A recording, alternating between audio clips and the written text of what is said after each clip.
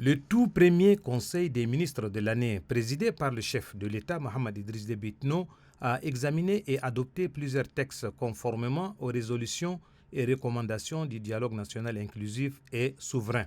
Deux projets d'ordonnance présentés par le ministre des Armées, des anciens combattants et des victimes de guerre ont été examinés et adoptés à cet effet. Il s'agit de l'ordonnance portant statut général des militaires des forces de défense et de sécurité et de l'ordonnance qui vise la création d'une manufacture d'équipements et de maroquinerie MANEM. C'est un point marqué par le gouvernement de transition qui songe à la refondation du CAD.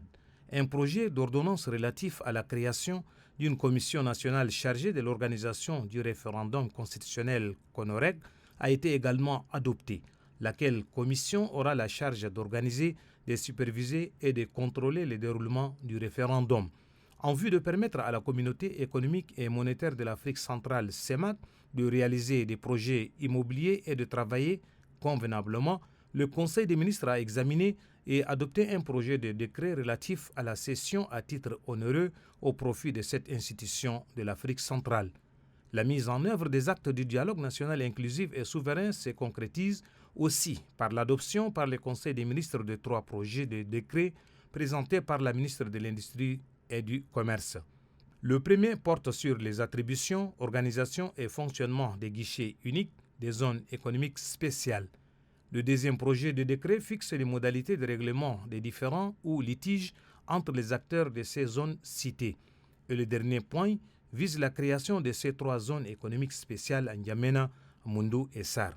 Ces différents actes pris en compte par le Conseil des ministres s'inscrivent en droite ligne de la politique du gouvernement d'Union nationale de transition qui se soucie de la diversification de l'économie nationale. Partant de là, le gouvernement cherche à attirer des investissements étrangers et à améliorer éventuellement le climat des affaires afin de permettre la création d'emplois et de richesses à travers le partenariat public-privé.